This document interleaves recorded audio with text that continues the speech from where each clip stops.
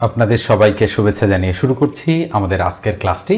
আজকে আমরা অনেকগুলো অঙ্ক করে দেব আপনাদেরকে। তো অবশ্যই আপনারা জানেন যে প্রাইমারি প্রধান শিক্ষক নিয়োগ পরীক্ষার জন্য সাজেশনমূলক আমরা অঙ্কগুলো করে দিচ্ছি।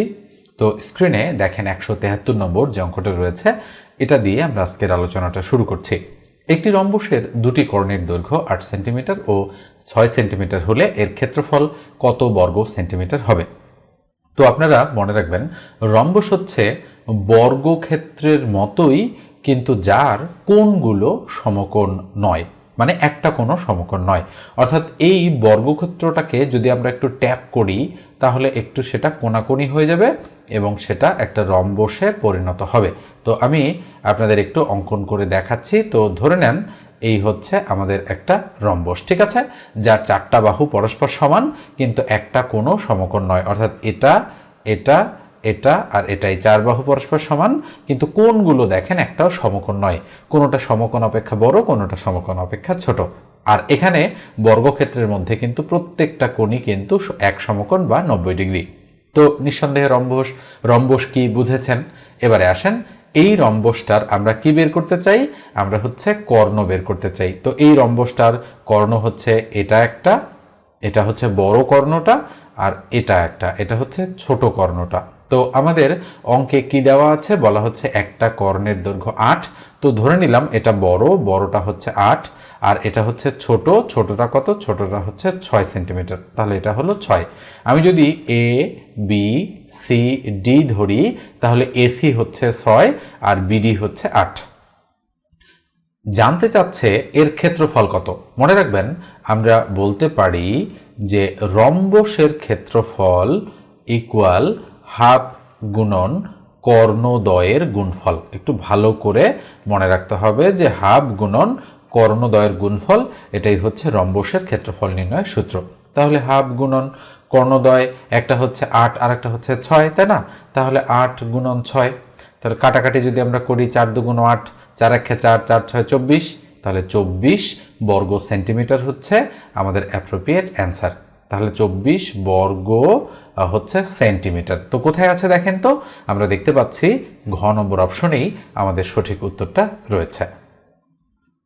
এই প্রশ্নটা দেখেন, এই প্রশ্নটা কোথায় এসেছিল আমি একটু বলছি আপনাদেরকে। এটা প্রাথমিক বিদ্যালয় সহকারী শিক্ষক নিয়োগ পরীক্ষা, যেটা 2024 অনুষ্ঠিত হয়েছে, তৃতীয় ধাপে। সেখানে কিন্তু এসেছিল অঙ্কটা। বলা হচ্ছে 0/0 ইকুয়াল টু কত? মনে রাখবেন 0/0 মানে কিন্তু অনির্ণেয়।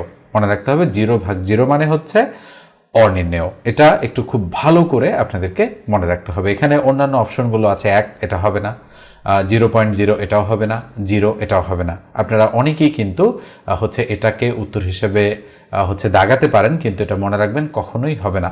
0/0 মানে হচ্ছে অনির্ণেয়, এটা কিন্তু একটু মাথায় রাখতে হবে। আবার a/0 যদি হয়, অর্থাৎ উপরে a তার নিচে 0, এটা কিন্তু অসংজ্ঞায়িত। অসংজ্ঞায়িত, ঠিক আছে? তো অসংজ্ঞায়িত আর অনির্ণেয় এই দুটোর মধ্যে কিন্তু ফারাক রয়েছে। এই জন্য মনে রাখতে হবে যে 0/0 মানে হচ্ছে অনির্ণেয়, অসংজ্ঞায়িত কিন্তু নয়। এটা দেখেন, এটাও প্রাইমারি সহকারী শিক্ষক নিয়োগ পরীক্ষায় আসা একটা অঙ্ক, খুবই সহজ।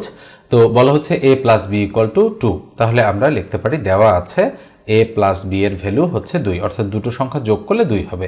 এবং বলা আছে ab = 1, অর্থাৎ দুটো সংখ্যা গুণ করলে 1 হবে। তো আমরা একটু গেস করতে পারি। তো এর মান 1 প্লাস বির মানও 1, 1 আর 1 যোগ করলে কত হয়? 2 হয়। আবার এর মান 1 ইন্টু বির মান 1, 1 আর 1 গুণ করলে কত হয়? 1। তাহলে এটা এবং এটা, এই দুই সমীকরণই আমাদের হচ্ছে এর মান 1 আর বির মান 1 ধরে মিলে গেল।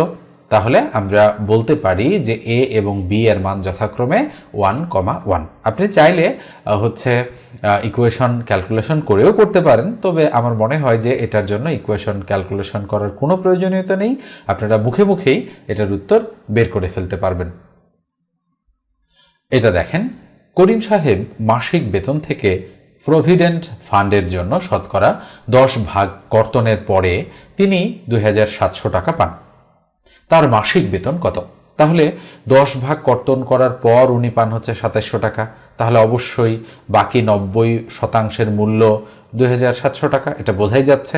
আর মাসিক বেতন মানে কিন্তু 100% মূল্য, মোট বেতন যেহেতু, তাহলে আমরা এখান থেকে ডিসিশনটা নিতে পারবো যে 90% মানে হচ্ছে 2700 টাকা, তাহলে 1% মানে কত, উপরে 2700 তার নিচে 90, তাহলে 100% মানে কত হবে, অবশ্যই উপরে 2700 গুণন 100 ভাগ কত, ভাগ হচ্ছে 90, 0 0 আমরা কেটে দিতে পারি। তো 9 দ্বারা যদি আমরা 27কে কাটি, 3 নং 27, আর এই 0টা আমরা দিয়ে দিলাম, তাহলে 30 আর 100 গুণ করলে কত হবে, 3 দিয়ে 1 2 3টা 0 অর্থাৎ 3000। তাহলে আমরা বলতে পারি যে ক নম্বর যে অপশনটা রয়েছে এটাই হচ্ছে আমাদের অ্যাপ্রোপ্রিয়েট অপশন। 177 নম্বর প্রশ্নটা দেখেন, বলা হচ্ছে 6% হারে 9 মাসে 10,000 টাকার উপর সুদ কত হবে। খুবই সুন্দর একটা প্রশ্ন এটা। তো 9 মাসে যেহেতু বলা হচ্ছে, তো আবার হচ্ছে 10,000 টাকা মানে এটা আসল, এটা হচ্ছে বছর, 9 মাস যদিও বছর না, এটা মাসে বলা আছে, তো এটাকে 12 দ্বারা ভাগ করলে বছরে পরিণত হবে, আর 6% মানে সুদের হার। তাহলে আমরা বলতে পারি যে আমরা জানি সরল সুদের ক্ষেত্রে I = PRN, এই সূত্রটা নিশ্চয়ই অনেকে জানেন যে I = হচ্ছে PRN। তাহলে বা I মানে কত, I মানে হচ্ছে আমাদের সুদ কত জানতে যাচ্ছে, তো I এর মান আমরা তো বের করতে চাই, তো এটা হচ্ছে 6% R এর মান, এটা হচ্ছে 9 মাস, তাহলে আমরা বলতে পারি 9/12 এটা হচ্ছে N এর মান। আর এর মান কত, আর এর মান হচ্ছে 6% মানে 6/100, আর পি মানে আসলের মান কত, 10,000। তো মানগুলো যদি আমরা বসায় দেই, তাহলে পির মান 10,000 ইন্টু আর এর মান হচ্ছে 6/100 ইন্টু এন এর মান হচ্ছে 9/12, যেহেতু 9 মাস। মনে রাখবেন এখানে হচ্ছে সময়টাই হচ্ছে এন এর মান, তবে যদি মাসে থাকে তাহলে মাসটাকে 12 দ্বারা ভাগ করে সেটাকে বছরে পরিণত করে নিতে হবে আমাদের, ঠিক আছে। এরপর আমরা কাটাকাটিতে চলে যাচ্ছি। 2 0 2 0 ক্রস করে দিলাম, 6 দ্বারা 12কে কাটলে 2, 2 দ্বারা 100কে কাটলে কত হবে, 50, তাহলে 50 আর 9 গুণ করলে কত হয়, তাহলে সুতরাং I = 9 50-এ কত, 9 50-এ হচ্ছে, আচ্ছা আমরা একবার 50 গুণন 9 লিখি, 5 নং 45, তাহলে 450 টাকা। তাহলে সুদ কত, সুদ হচ্ছে 450, আছে কোথায়, ক নম্বর অপশনেই কিন্তু আমাদের সঠিক উত্তরটা রয়েছে। তো এ পর্যায়ে বলি, যারা চ্যানেলে নতুন, প্রয়োজন মনে করলে অবশ্যই সাবস্ক্রাইব করে দেবেন, আর কমেন্ট করে জানাবেন যে ভিডিওগুলো আপনাদের কেমন লাগছে। এরপর এটা মুছে দিয়ে আমরা নেক্সট প্রশ্নে চলে যাচ্ছি। একদম ইজি একটা অঙ্ক, কিন্তু তারপরেও এগুলো বারবার বিভিন্ন চাকরির পরীক্ষায় রিপিট হয়, বিধায় আমি এই আলোচনায় এগুলো রেখেছি। মনে রাখবেন সহজ টাইপের অঙ্কই কিন্তু বেশি থাকে, মিডিয়াম এবং হার্ড অঙ্ক কিন্তু কিছুটা তুলনামূলক কম থাকে। হার্ড তো খুবই কম, 20টা অঙ্ক যদি থাকে তার মধ্যে 2টা 3টা বা সর্বোচ্চ 4টা অঙ্ক হার্ড থাকবে, বাকি সবগুলোই কিন্তু ইজি বা মিডিয়াম, মানে ইজি অঙ্কের সংখ্যাটাই খুব বেশি থাকে। যে কোনো চাকরির পরীক্ষার জন্য এটা প্রযোজ্য। দেখেন, এটা একটি সংখ্যা 560 থেকে যত বড়, 800 থেকে তত ছোট, সংখ্যাটি কত। তো যেহেতু বলা হচ্ছে সংখ্যাটি কত, তাহলে আমরা ধরে নিতে পারি, ধরি সংখ্যাটি হচ্ছে এক্স। এবারে প্রশ্নমতে বিল্ড আপ করার পালা। 560 থেকে একটি সংখ্যা যত বড়, তাহলে এক্স মাইনাস 560, তাই না? তাহলে এক্সটা 560 থেকে যতটুকু বড়, 800 থেকে তত ছোট, তাহলে 800 মাইনাস এক্স, এই যে দেখেন ইকুয়েশন বিল্ড আপ হয়ে গেল। তাহলে এক্স, এই এক্স এইদিকে আসলে প্লাস এক্স ইকুয়াল 800, আর এই 560 এদিকে গেলে মাইনাসটা প্লাস হয়ে যাচ্ছে, প্লাস 560। তাহলে বা 2x = 8 আর 5 13, তাহলে 1360। তাহলে বাকি হচ্ছে এক্স ইকুয়াল উপরে 1360, তার নিচে কত, 2। কাটাকাটি করলে 6 2 12 থাকলো 116, 8 2 16, আর শূন্যটা আমরা দিয়ে দিলাম। তাহলে সুতরাং এক্স = 680। এটাই হচ্ছে আমাদের নির্ণেয় সংখ্যাটি। কোথায় আছে দেখেন তো, আমাদের আছে হচ্ছে গ নম্বর যে অপশনটা সেখানে। তো এবার এই যে অঙ্কটা, এই অঙ্কটা কিন্তু শর্টকাট মেথডে আমরা সুন্দরভাবে সমাধান করতে পারি। মনে রাখবেন যত বড় তত ছোট এরকম যদি থাকে, আর সংখ্যাটি যদি বের করতে বলে, তাহলে আমরা সংখ্যা দুটো যোগ করে 2 দিয়ে ভাগ করলে আমাদের সঠিক উত্তরটা হয়ে যায়। তাহলে 800 আর 560 এই দুটো আমরা যোগ করব, যোগ করে 2 দ্বারা ভাগ করব, তাহলে 8 5 13, তাহলে 1360 হবে, ভাগ হচ্ছে 2। আমরা যদি কাটাকাটি করি, 6 2 12 থাকলো 116, 8 2 16, শূন্যটা দিয়ে দিলাম, তাহলে 680। আগের মতোই আমাদের কিন্তু উত্তরটা বের হয়ে গিয়েছে। তো নিঃসন্দেহে বুঝতে পারছেন, details method plus shortcut method দুটোই, প্রত্যেকটা অঙ্কের জন্য কিন্তু আপনাদের শর্টকাট এবং ডিটেলস দুটোই জানতে হবে। এবার আসেন আমরা একটা জ্যামিতির প্রশ্ন সমাধান করব। এটা দেখেন, একটি বৃত্তের ব্যাস 20% বাড়ানো হলে এর ক্ষেত্রফল কত বৃদ্ধি পাবে। সুন্দর একটা প্রশ্ন কিন্তু এটা, এবং এটা বৃত্ত সংক্রান্ত। তো আমরা যদি বৃত্ত নিয়ে হচ্ছে এর ব্যাস কোনটা বলেন তো দেখি। ব্যাস হচ্ছে এই পাশ থেকে এই পাশটা, এটা হচ্ছে এই বৃত্তটার ব্যাস। তো যেহেতু এটা হলো ব্যাস, তাহলে আমি যদি ধরি যে এ বি হচ্ছে একটা ব্যাস, এটা হলো ও, আর ও বি এর মান হচ্ছে আর, তাহলে এ ও এর মান হচ্ছে আর, তাই না? তাহলে এটা হচ্ছে এখান থেকে এই পর্যন্ত ব্যাসার্ধ, এখান থেকে এই পর্যন্ত ব্যাসার্ধ, বুঝেছেন? তো এভাবে যদি করি একটু সময় লাগবে। যেহেতু আমরা এমসিকিউ টাইপের পরীক্ষার জন্য করছি, এই অঙ্কের জন্য কিন্তু শর্টকাট মেথডটা আমি লিখে দিয়েছি আরও আগে। সম্ভবত 10% বাড়ানো হলে এরকম একটা অঙ্ক ছিল। তো এটা বৃত্ত সংক্রান্ত অঙ্ক। তো অঙ্ক যেরকমই হোক না কেন, যদি এরকম থাকে যে হচ্ছে কোনোটা বাড়ানো হলে এর ক্ষেত্রফল কত % বৃদ্ধি পাবে, বা কমানো হলে কতটুকু হ্রাস পাবে, এরকম যদি থাকে, তাহলে আপনারা শর্টকাট মেথডটা অ্যাপ্লাই করে দিতে পারেন। সেটা হচ্ছে a প্লাস বি প্লাস উপরে হচ্ছে a ইন্টু বি, তার নিচে কত? তার নিচে হচ্ছে 100। ওকে, এটা হচ্ছে আমাদের শর্টকাট মেথড। তাহলে এখানে যেহেতু একটাই পার্সেন্টেজ এবং এটা বাড়ানো হলো বলেছে, তাহলে আমরা ধরবো এর মানও 20 আর বির মানও হচ্ছে 20, এবং এই দুইটাই কিন্তু পজিটিভ বা দুইটাই কিন্তু প্লাস। তাহলে কি হবে? এর মান 20 প্লাস বির মানও হচ্ছে 20 প্লাস উপরে 20 ইন্টু 20 ভাগ কত? ভাগ হচ্ছে আমাদের 100, তাহলে ইকুয়াল 20 আর 20 40 যোগ 0 0 কাটা 0 0 কাটা 2 দুগুণ কত? 4, 40 আর 4 কত? 44। তাহলে 44% হচ্ছে আমাদের অ্যাপ্রোপ্রিয়েট অ্যান্সার। এই যে দেখেন, ঘ নম্বর অপশনটাই কিন্তু আমাদের সঠিক উত্তর হচ্ছে। এবারে এই প্রশ্নটা দেখেন, কোন বৃহত্তম সংখ্যা দ্বারা 27, 40 এবং 65কে ভাগ করলে যথাক্রমে 3, 4 ও 5 ভাগশেষ থাকবে? খুবই সুন্দর একটা প্রশ্ন কিন্তু এটা। তো যেহেতু বলা হচ্ছে 27 দ্বারা ভাগ করলে 3 ভাগশেষ থাকবে, 40 দ্বারা ভাগ করলে 4 ভাগশেষ থাকবে, এবং 65কে ভাগ করলে 5 ভাগশেষ থাকবে। মানে কোন বৃহত্তম সংখ্যা? মানে এগুলোর মধ্যে যে কোনো একটা সংখ্যা আছে যেটা দ্বারা যদি আমরা 27কে, 40কে এবং 65কে ভাগ করি, তো যথাক্রমে 3, 4 এবং 5 ভাগশেষ থাকবে। আমরা চাইলে অপশন টেস্ট করেও কিন্তু এই ধরনের অঙ্কের সলিউশন বের করতে পারি, কিন্তু আমরা যদি ম্যানুয়ালি করি, মানে প্রসেস অনুযায়ী করি, তাহলে প্রথমে এটা থেকে এটা বাদ দিতে হবে। তাহলে 27 থেকে 3 বাদ দিলে কত হয়? 24, 40 থেকে 4 বাদ দিতে হবে, থাকবে 36, 65 থেকে 5 বাদ দিতে হবে, থাকবে 60, এবং এটার লসগু যা আসবে সেটাই হবে আমাদের দুঃখিত, যেহেতু ভাগশেষ থাকবে বলেছে, আমাদের কিন্তু কি করা যাবে না? আমাদের লসগু করা যাবে না। তার মানে আমাদের অবশ্যই হচ্ছে গসগু করতে হবে, মনে রাখতে হবে। তাহলে 24 দ্বারা 36কে ভাগ, 24 একে 24 থাকবে হচ্ছে 12, তাহলে 12 দ্বারা 24কে যদি আমরা ভাগ করি, থাকবে 12 দুগুণ 24, মিলে গেল। এই 12 দ্বারা আবার 60কে ভাগ, তাহলে 12 ভাগ হচ্ছে 60, তাহলে 5 12 কত? 60, মিলে গেল।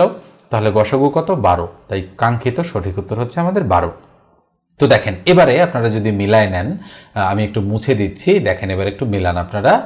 কি বলেছে এখানে? বলেছে যে কোন বৃহত্তম সংখ্যা দ্বারা, তাহলে 12 একটা সংখ্যা, এটা দিয়ে যদি আমি 27কে ভাগ করি, 12 দুগুণ 24, 3 ভাগশেষ থাকে।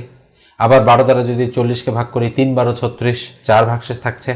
আবার 12 দ্বারা যদি 65কে ভাগ করি, 5 12 60, তাহলে 5 অবশিষ্ট থাকছে। তো নিঃসন্দেহে বুঝতে পারছেন যে 12ই হচ্ছে আমাদের কাঙ্ক্ষিত সঠিক উত্তর। এটা দেখেন, একটি গাড়ির চাকা যদি মিনিটে 90 বার ঘুরে, 1 সেকেন্ডে চাকাটি কত ডিগ্রি ঘুরবে? তো এটা হচ্ছে একটা গাড়ির চাকা। মনে রাখবেন, গাড়ির চাকা মানে হচ্ছে একটা তো বৃত্ত, তাই না? বৃত্ত আর গাড়ির চাকা তো সেম জিনিস। তো একটি গাড়ির চাকা যদি মিনিটে 90 বার ঘোরে, আচ্ছা মিনিটে 90 বার ঘোরা মানে কি? মিনিটে 1 মিনিট মানে কত? 60 সেকেন্ড। তাহলে আমরা বলতে পারি যে 60 সেকেন্ডে ঘোরে কতবার?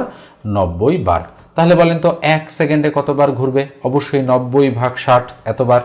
তো এটা যদি আমি কাটি, 3 দুগুণ 6, দুঃখিত 3 দুগুণ 6, নিচে তো 2, তাই না? আমি একটু ভালোভাবে লিখছি, 3 দুগুণ 6, 3 তিরিখা 9, তাহলে উপরে 3 তার নিচে 2, যদি আমি ভাগ করি, 3কে 2 দ্বারা ভাগ করলে হবে 1.5, তাহলে 1.5 বার।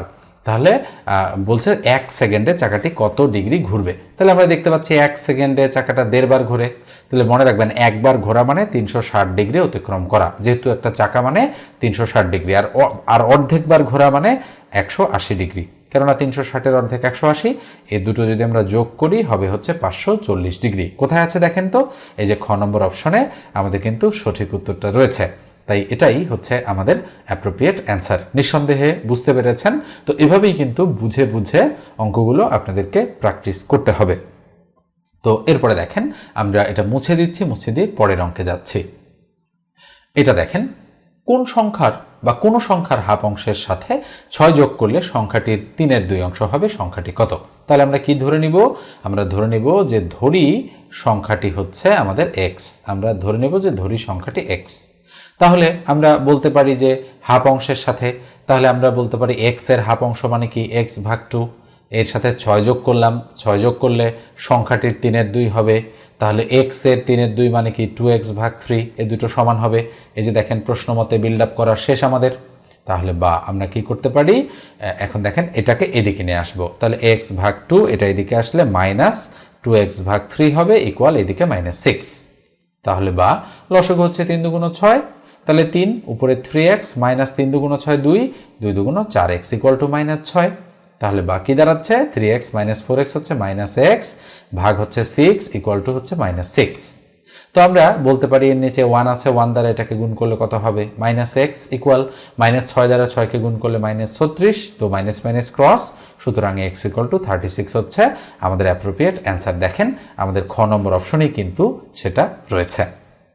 তো এ পর্যায়ে বলি যারা হচ্ছে চাকরির গণিত একেবারে শূন্য থেকে আমার কাছে শিখতে চান তারা অবশ্যই 01642702760 এই নম্বরে হোয়াটসঅ্যাপে আমার সঙ্গে টেক্সট দিয়ে যোগাযোগ করবেন।